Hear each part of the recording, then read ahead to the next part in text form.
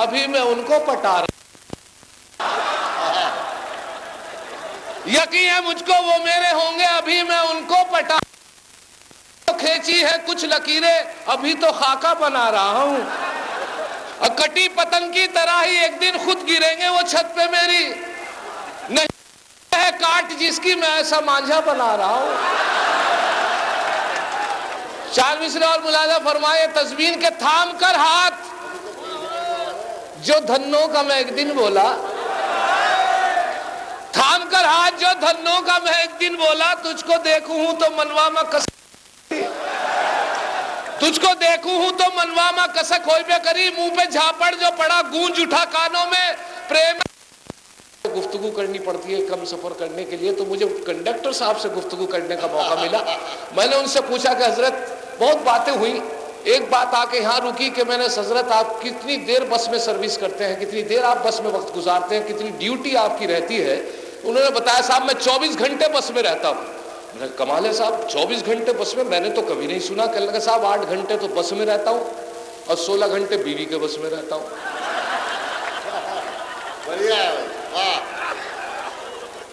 अब 4 मिसरे जो ताजा हुए हैं मुलाजा कीजिए कि बस में था आगे खड़ा एक दिलरुबा, अच्छा लगा। बस में था आगे खड़ा एक दिलरुबा, अच्छा लगा। मैंने जब छेड़ा उसे कुछ ना कहा, अच्छा लगा। मैंने जब छेड़ा उसे कुछ ना कहा, अच्छा लगा। हौसला मेरा बढ़ा और एक गुस्ताखी जो की, देखे उसने गाल पे थप्पड़ कहा, अच्छा लगा। माशाल्लाह बहुत शौक ज़ौक से आप मुशायरा सुन रहे हैं। मुबारकबाद देता हूं मैं खासतौर से खलील साहब को, उनकी शादी की मुबारकबाद, मुशायरे की मुबारकबाद, दादो तहजीम आप बहुत जोर शोर से दे रहे हैं। ये शौक और ज़ौक की बात है आपकी, वरना एक साहब को तो घोड़ों का शौक था।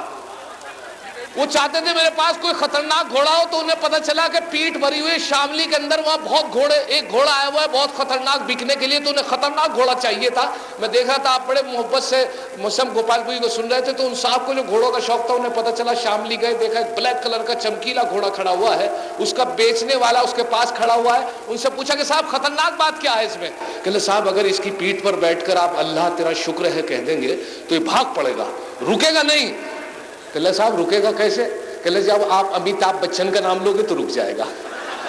शर्त, दोनों शर्तें बता दी उन्होंने। घोड़े के पैसे अदा किए बेचने वाले से, और उसके पीठ पर बैठकर जैसे उन्होंने कहा कि अल्लाह तेरा शुक्र है, तो घोड़े ने एकदम दोनों पैर ऊपर उठाए, भागना शुरू कर दिया बेताशा। बड़े आदमी थे, पुराने आदमी थे, इतना भागे कि वो साहब सड़क खत्म हो गई। और वो साहब इतना भाग, वो नाम भूल गए अमिताभ का, कभी शत्रुघ्न सिन्हा, कभी जितेंद्र, कभी बहुत नाम लिए, लेकिन नाम याद नहीं आया। सड़क खत्म हो गई, जंगल आ गया, जंगल खत्म हो गया, उत्तराखंड आ गया, उत्तराखंड खत्म हो, यहाँ तक के पहाड़ की चोटी बिल्कुल खाई पे पहुंच गए। और बिल्कुल पोजीशन ऐसी आई, अल्लाह ने उनको इस वक्त नाम याद आया कि जब घोड़ा बिल्कुल 2 पैर खाई में और 2 पर, उन्होंने एकदम अमिताभ बच्चन जैसी कहा, तो घोड़ा वहीं जाम हो गया। अब घोड़ा की पोजीशन देखी साहब, 2 पैर खाई में, 2 पर उसके ऊपर चिपटे हुए। जब उन्होंने पोजीशन देखी, देख के बोले अल्लाह तेरा शुक्र है। अब मुलाजा कीजिए 4 मिसरे और आपकी नजर करता हूं कि एक दिन कर बैठा जुर्मे इश्क में। मुलाजा कीजिए कि एक दिन कर बैठा जुर्मे इश्क में, थाने में अपनी हजामत हो गई। एक दिन कर बैठा जुर्मे इश्क में, थाने में अपनी हजामत हो गई। इत्तफाकन जज भी था आशिक मिजाज, इसलिए मेरी जमानत हो गई। अभी एक गवर्नमेंट ने स्कीम निकाली कि साहब जिसके 5 बच्चे होंगे उसे एक फ्लैट मिलेगा। और वो साहब फ्लैट मिलेगा, 5 बच्चे, उनकी एक लेडी थी, उन्होंने घर में जब अखबार आया उसे पढ़ा, उनके 3 बच्चे थे, बड़ी मायूस हुई। वो आए, जब वो ड्यूटी से उनके हस्बैंड आए, उन्होंने देखा कि भाई बहुत मायूस है, उनसे पूछा तो उन्होंने वो उनके आगे कर दी, जो ऐड था, एडवर्टाइजमेंट था, उस पर लिखा था 5 बच्चों के लिए फ्लैट। तो वो बोले कि मायूस होने की क्या बात है, जो मैंने तेरे से बहुत दिन से बात छुपा रखी थी आज मैं तुझे बताता हूँ। मुझे पड़ोस में 2 बच्चे हैं, वो भी मेरे ही हैं, मैं अभी लेके आता हूँ। और फंसा वो गए, उन्होंने 2 बच्चे जो थे उनके वो वापस लेकर, जब जैसे ही पहुंचे तो उनकी लेडी जो थी वो बिल्कुल अकेली बैठी हुई थी। उनसे पूछा कि लो भाई 5 हो गए, 3 बच्चे कहाँ हैं? कहने लगे वो जिसके थे वो ले गए।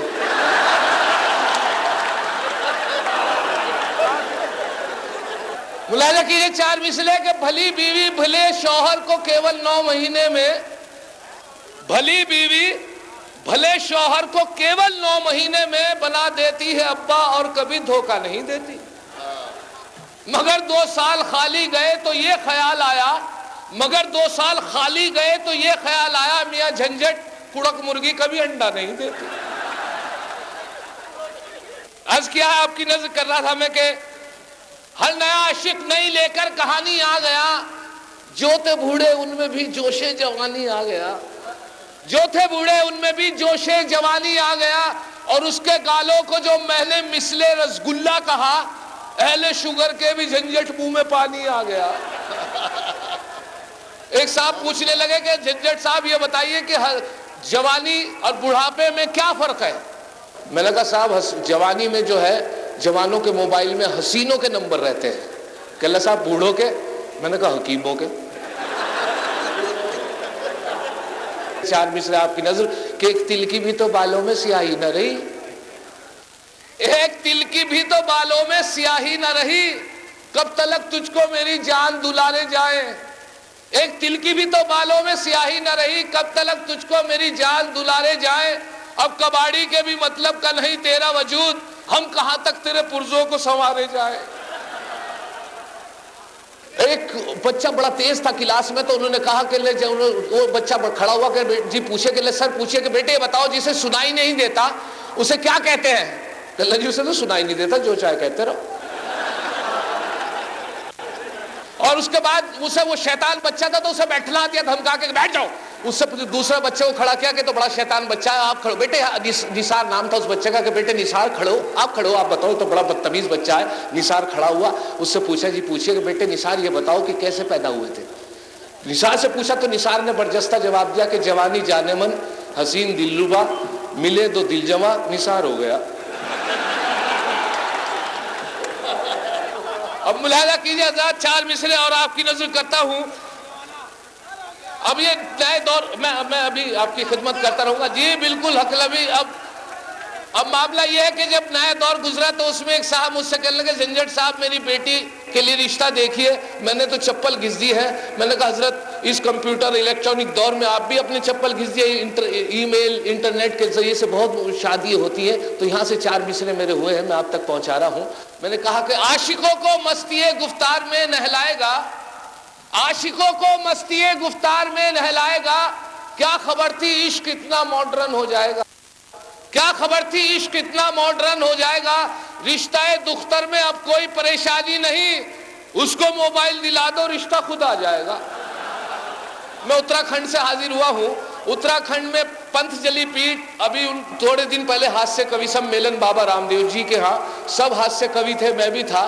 तो वहां पर देखा मैंने, कुछ आपने भी देखा होगा कि योगा और उसके बाद राजनीति बाबा रामदेव साहब की।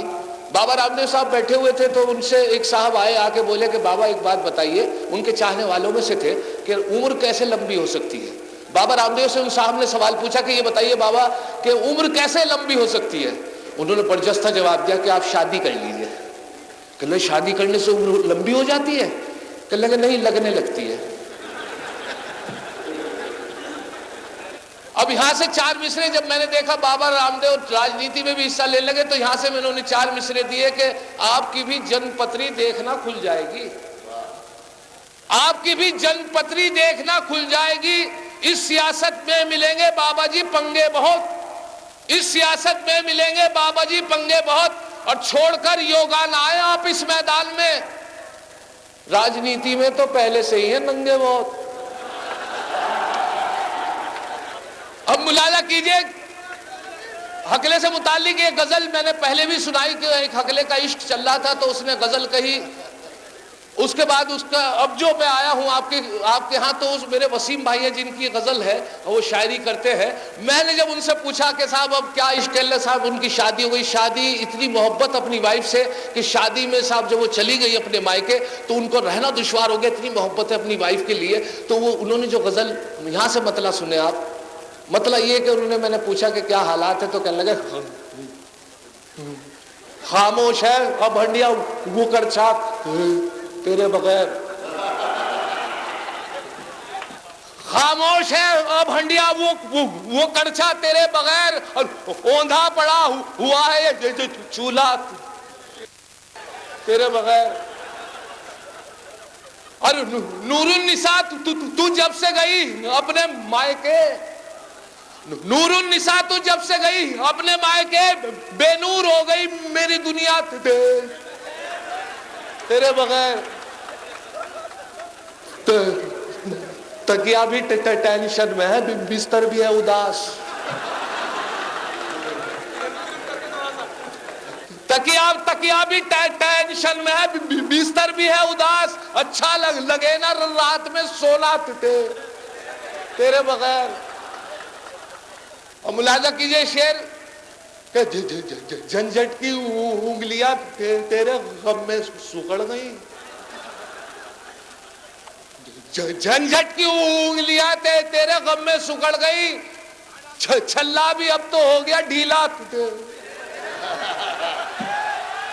दोस्तों, सज्जाद झंझट के इस मज़ाहिया कलाम के बाद